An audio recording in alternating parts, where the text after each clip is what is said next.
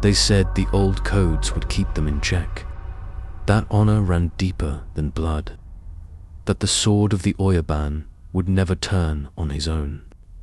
But in the back streets of Kobe, in the whispering rain, the blood of brothers stained the pavement, and all bets were off. In the neon-lit heart of Kobe, where concrete alleys twist like veins through a sleeping beast, the Yamaguchi-gumi ruled with the quiet arrogance of a centuries-old empire. At the head of this empire sat Kazuo Teoka, the third generation, Kumicho, the so-called godfather of godfathers.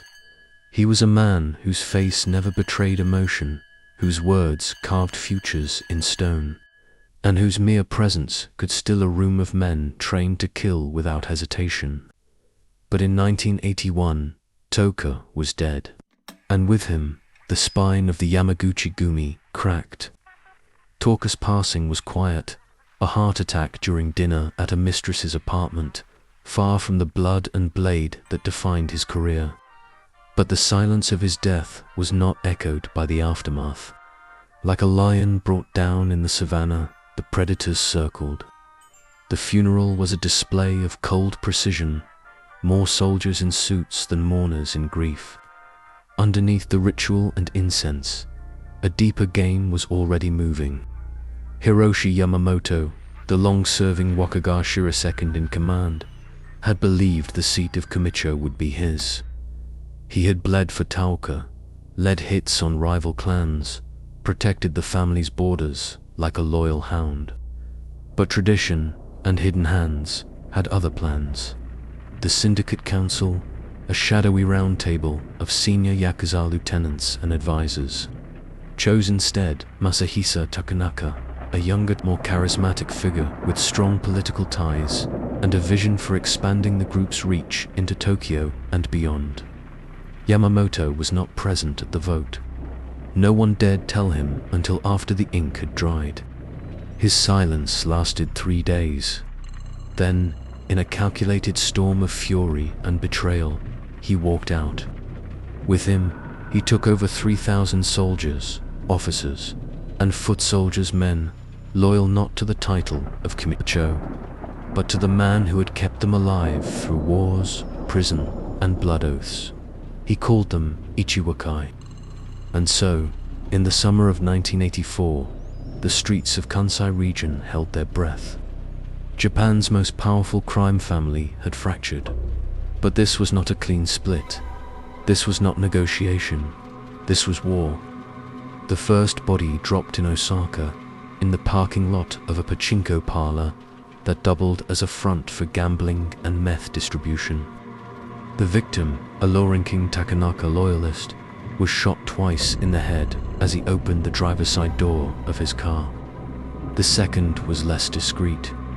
A grenade tossed from the back of a scooter into a hostess bar in Amagasaki obliterated 3 mid-level captains and 2 unfortunate hostesses.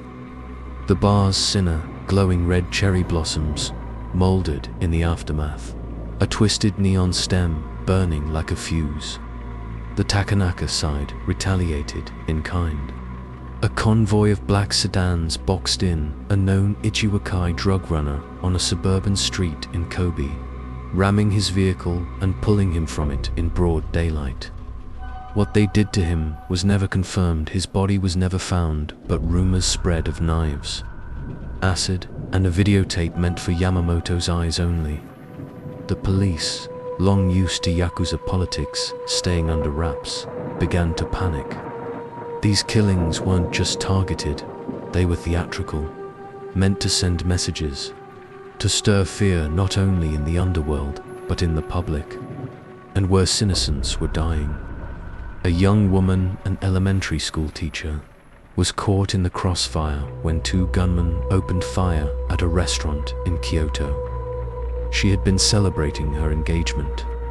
The headlines read, "Yakuza at war, Japan's mafia turns to terror." Inside the police HQ, Special Operations Division Chief Takashi Murai stared at a board filled with red yarn and black and white photographs. He had studied the Yakuza for 20 years. He knew their hierarchy, their rituals, their lies. But this wasn't about business. This was pride, vengeance, a shattering of every unspoken rule. "This ends," Mirai whispered to his deputy, "or Japan burns." But in the shadows of Namba's neon nightlife, Hiroshi Yamamoto lit a cigarette with shaking fingers. He sat in the back room of an abandoned sushi restaurant, a place he once used for peace meetings.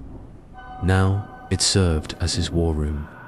Maps, targets, informants, lists of names with red circles, and in the corner, a leather case inside, Tauka's old ceremonial tonto, gifted to Yamamoto before the Godfather's death. "They chose that boy over me," he said to no one, "but I will make him drown in blood." The blade had been unsheathed. Honor was no longer spoken in hushed voices. Behind Seikakup Sit was screamed in bullets, carved into skin, painted on alley walls in crimson kanji. In this war, the old gods had no say. The new gods answered only to blood. The city of Kobe no longer slept, not truly. After dark, the hum of vending machines and the clatter of pachinko balls gave way to silence, pregnant, heavy, dangerous. Every flicker of headlights brought tension. Every whisper at an izakaya table could be a name, a location, a hit. For the civilians, this war was invisibilant till it wasn't. In late November, a coordinated attack shook the Takanaka headquarters in Nishinomiya. It began with a power outage, local, precise, and timed to the second. Then came the firebombs. 3 Molotov cocktails hurled through the back entrance. The blaze licked through the paper walls like a starving animal. The final blow came 15 minutes later. 2 men on motorbikes, helmeted, gloved, carrying MAC-10 submachine guns. They opened fire on the building's front gate, where security guards scrambled, screaming into radios, their screams drowned by the staccato bark of gunfire. 7 dead, 3 wounded. Takenaka himself was not present. He had been moved to a safe house 2 days earlier, warned by a mole whose name would later vanish from every record. The Ichiwokai left no calling card, but everyone knew. The war escalated. The Kobe police, overwhelmed and under-resourced, turned to an old Aliaraya detective, Shunji Nakahara, once dubbed the Yakuza Whisperer for his uncanny ability to predict gang movement. He'd walked away from the force a decade prior, disillusioned, worn down by the bureaucracy and the bodies. But now they needed him. Mirai himself drove to the mountains of Minno, where Nakahara lived in self-imposed exile with a one-eyed cat and a bottle of sake that never seemed too empty. "This isn't just revenge," Mirai said. "This is a purge." Nakahara lit a cigarette with slow fingers. "They're not fighting for turf," he said. "They're fighting for the soul of the Yakuza." Meanwhile, Yamamoto's Ichiwakai was no longer a simple breakaway group. It had become a shadow army, mobile, decentralized, ruthless.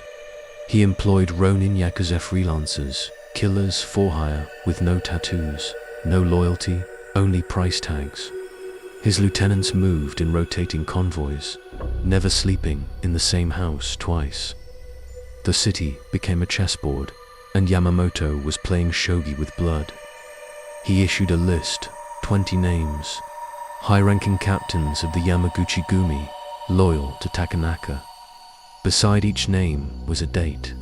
His inner circle didn't ask questions, they understood. One name stood out: Koji Terawaka, former enforcer, now a district captain overseeing gambling in Osaka. On the night of December 12th, Terawaka left a private bathhouse with 2 girls, laughing, drunk. As he stepped into the snowy alley, a figure emerged from the shadows, slender, black gloves, and silent, a knife to the gut, deep, twisted, Terahoka gasped, collapsed.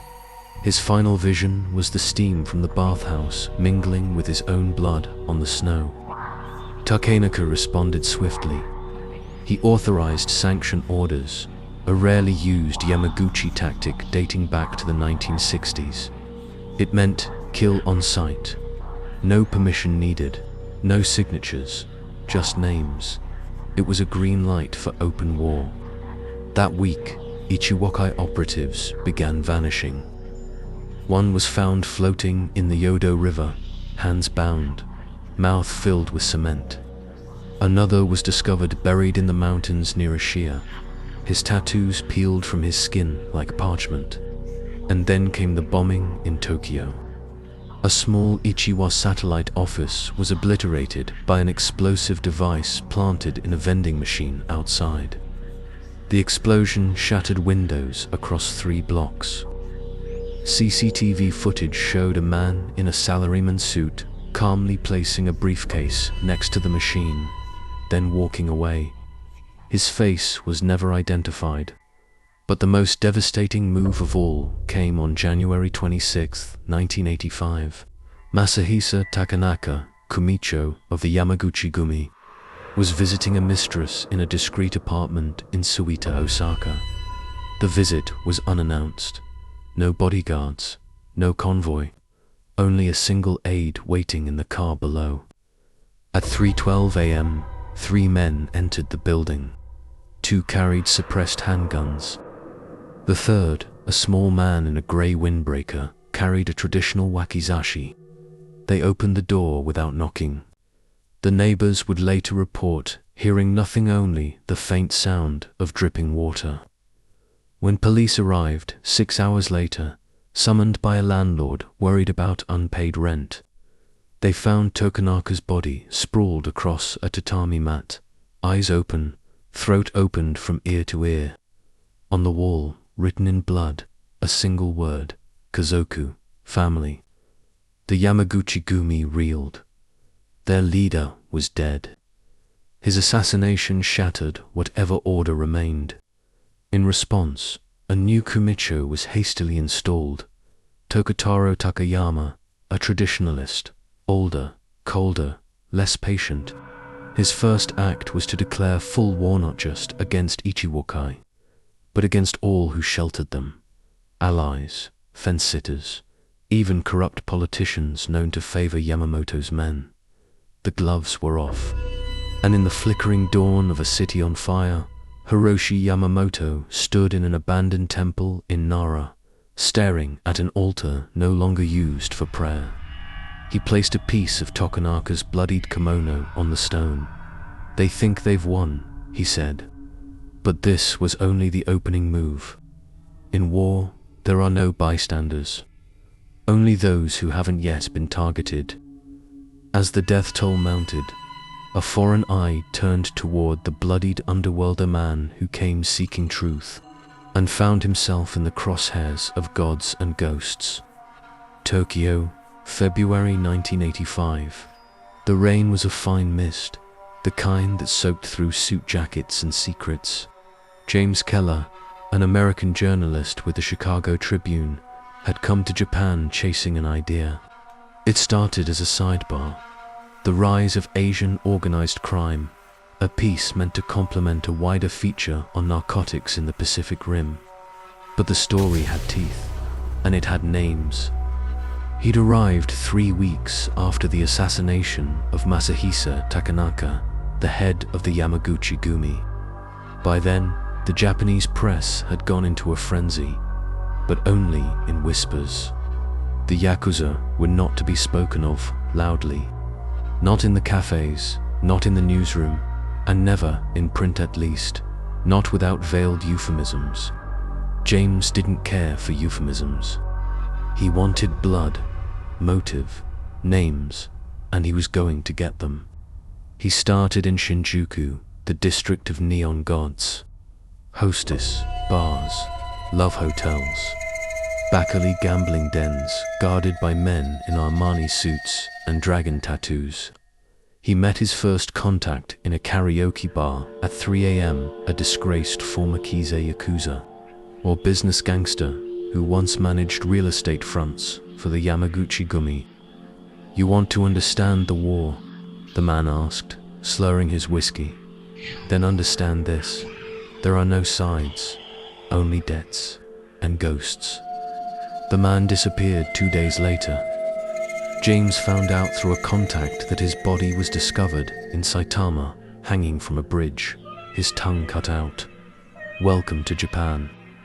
Back in Kobe, the war was heating again. Following the death of Takanaka, Tokutaro Takayamanu Kamicho of Yamaguchi Gumi began a purge from within. Suspected sympathizers of Yamamoto were rounded up and given 2 options: Jingi honor ritual or Junshi, loyalty suicide. Many chose death, bodies stacked. Ichiwokai responded with psychological warfare. Anonymous calls to families of known Yamaguchi officers, detailing their movements. Poisoned shipments of sake. Dead dogs left at shrine entrances. And in one haunting incident, a mid-level enforcer returned home to find his wife tied to a chair, her mouth sewn shut. She was alive but broken. No one was safe. James Keller followed the bodies like breadcrumbs. He hired a translator, young university dropout named Mina Saito, whose father had been a Tokyo detective killed in an unsolved traffic accident. She didn't believe in accidents. Together, they traveled to Osaka, Himeji, even as far north as Nagoya, tracking old associates, former bodyguards, retired syndicate accountants now working as ramen vendors. Each story was worse than the last. A warehouse filled with torched bodies, hands cut off for fingerprint erasure. A former hostess who swore she saw Yamamoto himself slit a man's throat in the middle of a bar, then calmly returned to his drink. James scribbled furiously. This was his Pulitzer. But in late March, the story bit back. They came for him in Kyoto. 2 men in tailored coats cornered James and Mina as they left a journalist's briefing at a local university. No words, just force. They shoved him into a white van with tinted windows. Mina was thrown in after him. Inside, silence. The van drove for hours. James lost track of the turns. When the door finally opened, they were deep in the countryside, at what appeared to be a traditional inn-accept. The staff were armed, and the air smelled of incense and gun oil. They were brought to a tatami room lit by a single paper lantern. And there, seated with the posture of a man who had never once looked over his shoulder, was Hiroshi Yamamoto. Older than James expected. Sharper, too. Not the brutish killer the papers painted him as. Yamamoto gestured for them to sit. "You are a foreigner," he said in English. "You do not understand our war." James steadied his breath. "Help me understand." Yamamoto studied him, then leaned forward. "Do you know why the sword was curved?" he asked. "Because straight blades broke in battle, like men, like codes." Then, almost casually, "You keep digging, Mr. Keller, and you will break too." He let them go that night. Back in Tokyo, James didn't sleep. He wrote, poured his fear into every keystroke, but he couldn't stop. The story had claimed him. It was no longer about understanding. It was about exposing, about survival. If he didn't write it, he was just another body on the list. But Mina warned him. "They let us go for a reason," she whispered. "Maybe they want us to see what happens next." And then it came. The most public massacre yet. April 1985, the Suma Yacht Harbor. A private meeting between 3 captains from both sides, meant as a peace overture, was ambushed by unknown gunmen using military-grade weaponry. 13 dead. 4 civilians among them, including a 6-year-old boy. The headlines couldn't hide it anymore. Even the government was forced to act. Prime Minister Yasuhiro Nakasone issued a rare statement. Organized crime must not be allowed to dictate the laws of our society. But it was too late. The gods had already descended, and as James watched the funeral procession of the boy White Flowers, silent weeping, cameras flashing, he knew. This was no longer a gang war, this was a reckoning. There comes a point when the story owns the storyteller, when every question is a blade and every answer bleeds. James Keller had crossed that threshold. He was no longer reporting on the war, he was inside it. April 1985, Tokyo. James Keller's hands shook as he scrolled through the photographs. Taken with a stolen camera, the images showed what could only be described as a ritual. 5 men in white fundoshi loincloths, kneeling beneath a waterfall in the mountains of Kumano. Each one held a tonto knife to their thigh, eyes closed in solemn unity. Blood ran into the stream. Beside them stood a man in a black kimono, face obscured. On his chest, clearly visible even in the low resolution, shot was the Oda crest, a symbol long thought extinct, a clan predating the Yamaguchi-gumi. Mina whispered behind him, "That's not Yakuza, that's something older." James had received the photos anonymously, tucked into a brown envelope under his hotel room door, along with a single note. "You were looking in the wrong direction." He didn't know it yet, but the war between the Yamaguchi-gumi and the Ichiwakai was no longer just about power. It was about inheritance. A hidden council, composed of old guard crime families and ex-military industrialists, had been manipulating both sides, nudging the war along not to end it, but to reshape it. A cleansing, they called it, and James had now seen too much. The attempt came 2 nights later. He was in a taxi in Shibuya, returning from a meeting with a police source, when a black motorcycle pulled up alongside. The rider wore a kabuto-style helmet, samurai-shaped, chrome reflecting the city lights. A flash of metal. The cab's windshield exploded. James screamed as the driver slumped forward, blood spraying the dash. The cab veered, slammed into a railing, spun once, and stopped. James crawled out, bleeding from the forehead, ears ringing. The biker was gone. The next morning, he found a calling card taped to his hotel door.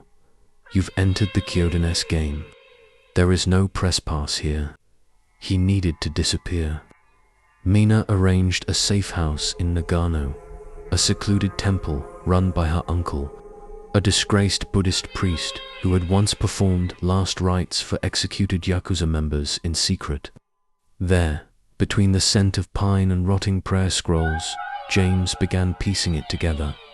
The war was a smokescreen. The real power play was deeper in ideological schism within the underworld.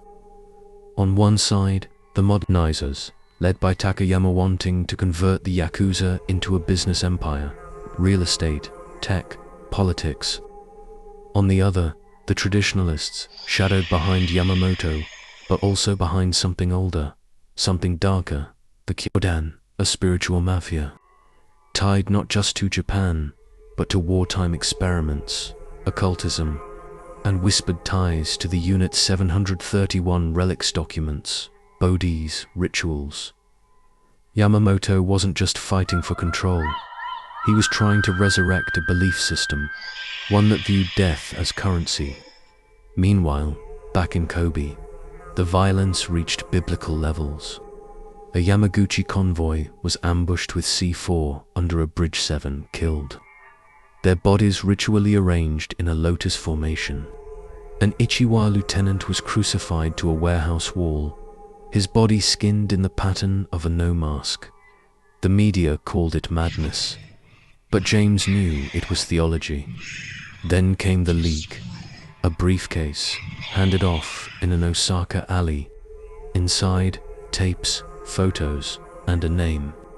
General Iwata Hidemi, retired, decorated war hero. former director of Japan's Self-Defense Forces Intelligence, and a Kyodan elder. He was pulling the strings, funding Yamamoto, arming him with military surplus, even smuggling chemical precursors through ports under police watch. James wrote the story, 10 pages, names, proof, a global scandal if released. He emailed a copy to his editor in Chicago, and then he hesitated. The power flickered. Outside, he saw movement in the trees. Mina burst into the room. "They've found us." They ran, through snow, through shadow. Gunshots behind them, the bark of men in tactical gear shouting in Japanese. The temple exploded behind them in flames. By the time they reached the nearest town, both were bleeding, frostbitten, and barely conscious. James made one call to a US consulate liaison. "I have information," he gasped. "It's bigger than Yakuza. You need to get me out." But the line went dead. They were trapped in a country at war with its own reflection. And somewhere in Tokyo, Yamamoto lit incense at an altar of bones and whispered into the smoke, "Bring me the American.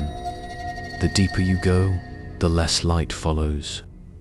Keller had seen the face of the beast, but now he would walk inside it, where secrets weren't whispered, but carved, and where even loyalty could kill you. May 1985.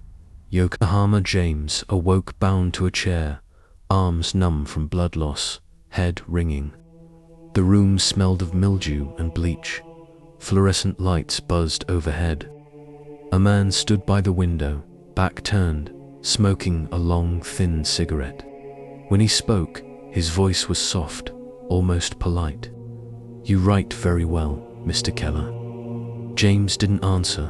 The man turned. He was young, handsome, impeccably dressed, but his eyes were dead, like marble. "I am Kuroda Kenji. I speak for YAMA-ICHI." James swallowed hard. "They want to kill me, don't they?" Kuroda smiled. "They do, but I don't." Over the next 48 hours, James was fed, cleaned, and surprisingly not tortured. Kuroda visited daily, always bringing information, photos, tapes, diagrams, dossiers on Yamamoto and his Kyodan backers. "Why are you showing me this?" James asked. "Because you're not just a journalist anymore," Kuroda replied. "You're a weapon, and we plan to aim you." He handed James a photo. It showed a man in a US military uniform shaking hands with General Iwata, dated 1976, Okinawa. The man was clearly CIA. "It thinks this war is Japanese," Kuroda said. "But it's not. America lit the fuse after the war. We just kept it burning." Kuroda made an offer. Expose the Kyodan. Not just the cult, but their ties to the post-war intelligence apparatus, the weapons transfers, the buried war crimes. YAMA-ICHI would protect James, give him full access to their records, their insiders even direct access to Yamamoto's traitors. "But in return, you publish only what we approve. And if you betray us," Kuroda leaned in, "there are worse things than dying." James hesitated. Then he said, "Deal." He began working from a hidden editing room under a hostess club in Shinjuku. The files were endless. Government payoffs, secret tunnels in the Diet building, human experimentation, reports resurfacing from Unit 731 archives. One document chilled him. Project Shino, a post-war psychological warfare program run jointly by ex-imperial officers and American black budget agents. It outlined plans to reintegrate spiritual nationalist paradigms into organized crime syndicates. In case of communist rebellion, the Kyodan were born from that plan, a Frankenstein of nationalism, mysticism, and pure violence. But the more James learned, the less he trusted anyone. One night, Mina didn't return. 3 days passed. Then a package arrived. Her watch, broken, wrapped in bloodied silk. James collapsed. That night, he wrote the first half of his article, "The Gods of the Underworld, Japan's Invisible War." He sent it to his contact in the US Embassy with one message: "If I die, run it." But the Kyodan moved faster. In Kyoto, a journalist was found impaled on a shrine gate, his body strung with white prayer papers spelling traitor. In Sapporo, a whistleblower banker vanished mid-flight, his seat empty when the plane landed. Even Kuroda seemed shaken. "They're not Yakuza anymore," he muttered. "They're zealots. They think they're chosen." James responded coldly, "You helped make them." Then came the bombing. June 2nd, a government building in Osaka exploded, killing 27. The Kyodan claimed responsibility through a cryptic message. The empire never ended. It was only silent. Panic gripped the nation. Martial law whispers began. The press went quiet again. But James kept writing. His final piece would be more than expose, it would be a map. A way to show the world that Japan's underworld was no longer just criminals, but cultists with an apocalyptic vision. And they were no longer hiding. At 3 a.m., he received a call on a secure line. A voice he hadn't heard in weeks. Mina. She was alive, but changed. Her voice trembled. "They kept me in a temple. I saw things, James. Rituals, children, sacrifices." James felt bile rise. "They're not done," she whispered. "You're next, unless you give them what they want." What do they want? You. There is no sanity where gods walk in the skin of men. James Keller had crossed every line, but now he stood where no man was meant to witness. This was no longer crime. This was a religion of blood. June 1985. Unknown location, Honshu Highlands. James awoke to darkness. His wrists were bound. The air smelled of pine, old incense, and something metallic. He blinked. Shadows danced on the walls. He wasn't in a cell. He was in a shrine. The room was lined with wooden effigies of armless children, their faces smooth and eyeless. Ropes of human hair were braided around them like garlands. A single taiko drum beat slowly outside, heart-like. James tried to stand, but a voice echoed through the room, soft and cracked with age. "You have seen what must remain buried." From the dark stepped a man in a white kimono, his face tattooed with kanji of loss, silence, and wrath. He bowed. "I am the Onmi-Yuji of Kyodan. You are the offering." They didn't kill him, they taught him. For 9 days, James was forced to witness the rituals. To sit in lotus while they slit the throats of birds, chanting in dead dialects. To transcribe forbidden sutras. To kneel beside pits of bone, while children with no tongues sang lullabies to the fire. On the 3rd night, they brought in Mina. But she didn't scream. She didn't cry. She wore the same white robes. When James called her name, she only tilted her head and whispered, "Don't speak here, they're listening." One of the elders, an ex-politician named Sato Ichiro, declared legally dead in 1979, revealed the heart of the Kyodan dogma. The state has failed. The clans have failed. But the blood remembers. The blood always remembers. They believed the soul of Japan had been fractured by surrender in 1945. Only through ritualized reclamation of pain and sacrifice could the nation be made whole again. The Yakuza were never meant to survive as gangsters. They were catalysts, a crucible. Their war was never about control, was about purification. James understood. They didn't want to silence him. They wanted him to become their scribe. On the 7th night, a man came in silently and placed a typewriter in front of him. His own, the YAMA-ICHI gestured. "Write what you have seen, word for word, lie, and she dies." Mina stood behind them, expression blank. James stared at the keys. Every cell in his body screamed to obey. But then, he saw something in the corner of the room, an old CCTV camera, half covered in dust. Recording, broadcasting, that was the flaw.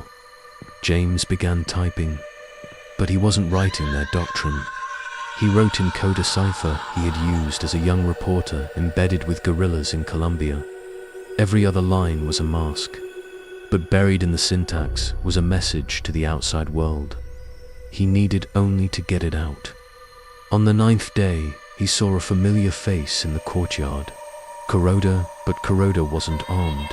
He was bound, being led to the altar. He had betrayed Kyoden. James watched, paralyzed, as Kuroda was forced to kneel. A masked priest approached with a rusted katana. James turned away as the blade fell, but he heard the single clean sound, and the thud, then silence. That night, Mina came to him in secret. Her eyes were her own again. "I saw your writing," she whispered. "They haven't, but I did." She held out a small cassette taper, backup recording from the shrine's surveillance archive. "Get this out, and burn them." "How?" James rasped. "We're in the middle of nowhere." She smiled faintly. "I know where the trucks leave." At dawn, the escape began. James and Mina slipped through the back of the shrine during the morning purification chants. They crawled beneath the floorboards, through tunnels carved during World War II as bomb shelters. 3 times they were nearly caught. Once, James killed a guard with a rock. The taste of blood on his hands did not feel foreign anymore. They reached a supply truck, preparing to descend the mountain. The driver was asleep. Mina hot-wired the ignition. They drove through bamboo forests, down crumbling switchbacks, chased by a single motorcycle. As the sun rose behind them, James looked back and saw the Torii gate of the Kyoden compound burning. Someone had set it on fire. Perhaps it was fate. Perhaps it was something older. By dusk, they reached a police station in Nagoya. James handed over the tape, the typewritten notes. His body trembled as he spoke. "There's a cult inside your government, and they're planning something worse than war." The officer stared at him. Then, without a word, he locked the station door. The walls were thick with lies, but James Keller could feel that something more was coming. Something bigger than the war. Bigger than the Yakuza. The Kodon were not just a faction. They were the tip of an iceberg, and they had no intention of melting. July 1985, Nagoya Detention Center. James Keller sat in a small, cold cell, his hands trembling. He had been locked away for 2 days, without food, without water, and with nothing but his own thoughts for company. Mina had disappeared.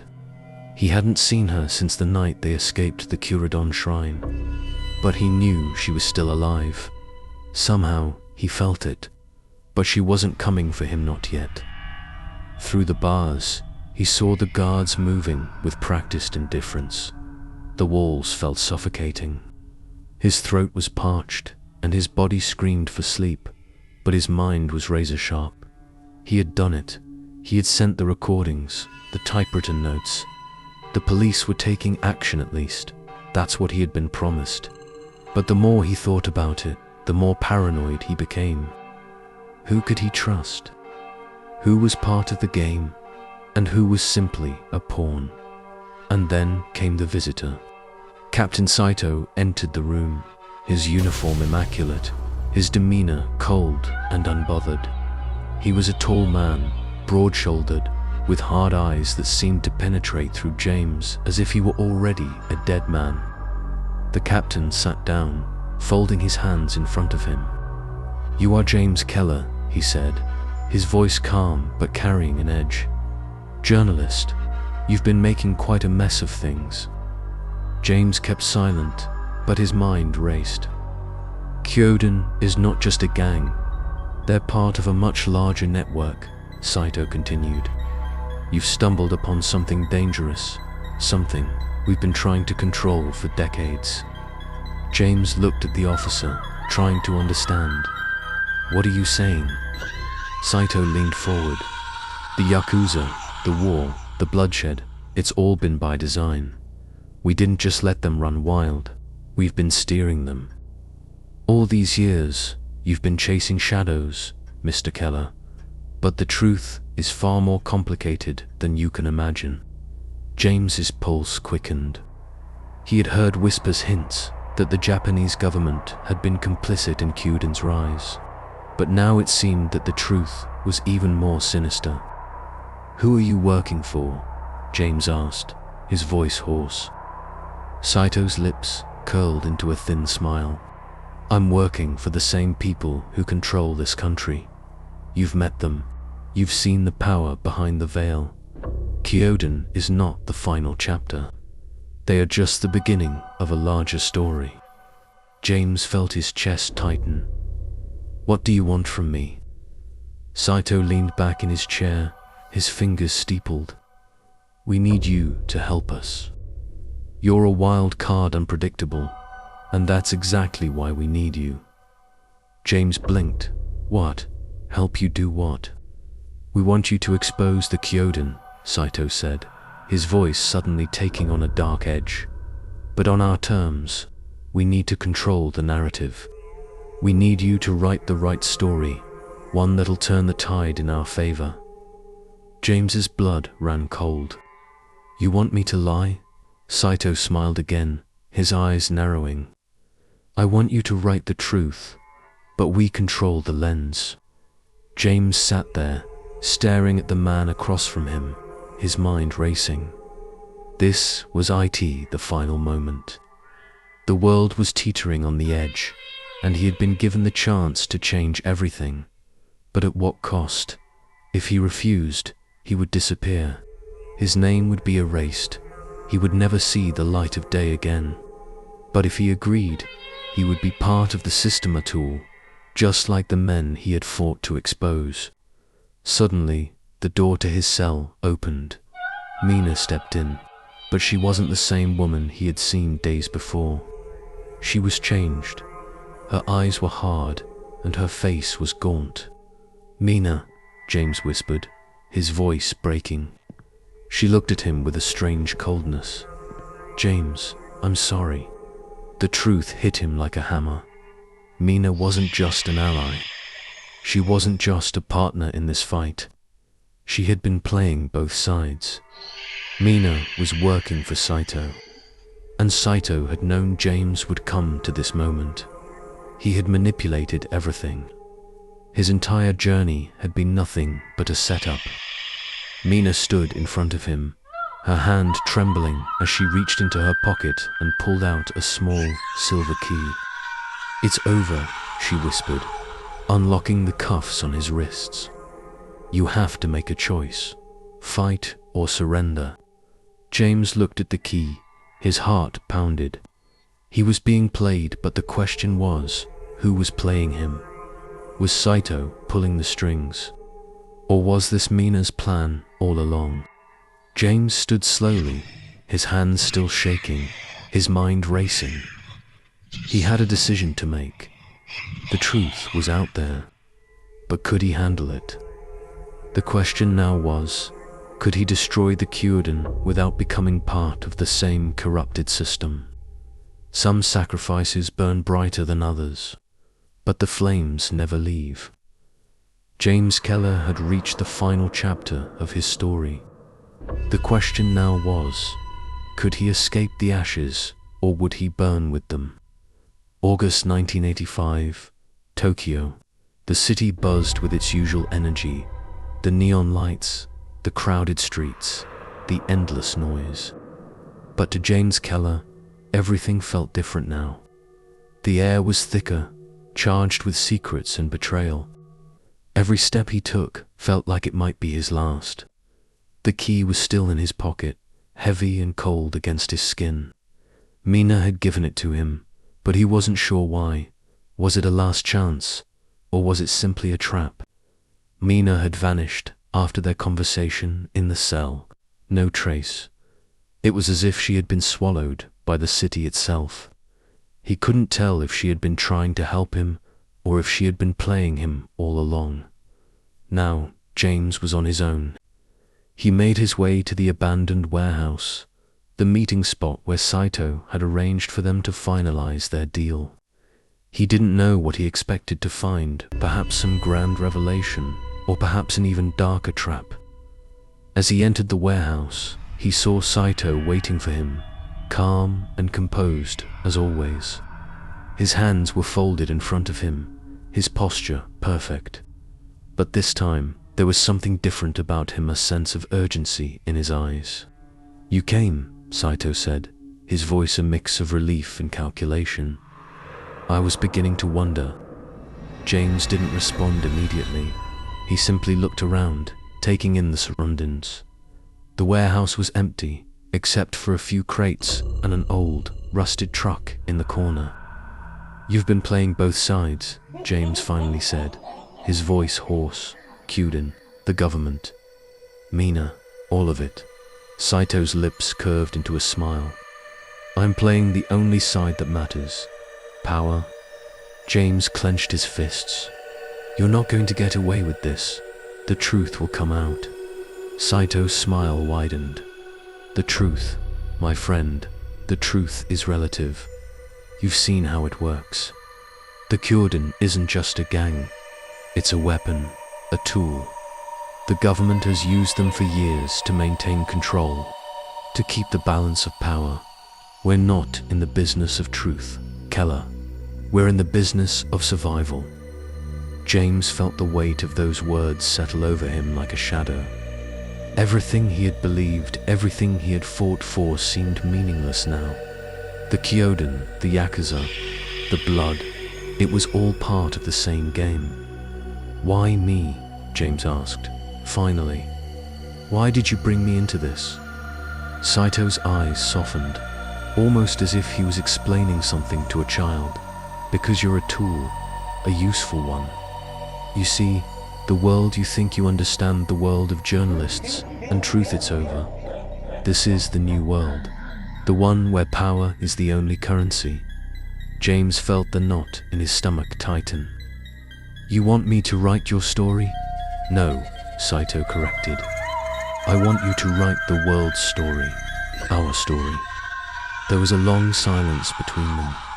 The weight of the decision pressed down on James's chest, suffocating him. He could feel his heart racing, his mind scrambling for a way out. He looked at Saito. The man was right about one thing: Kyuden was just the beginning. But what came next? James could see it now, the true purpose behind everything.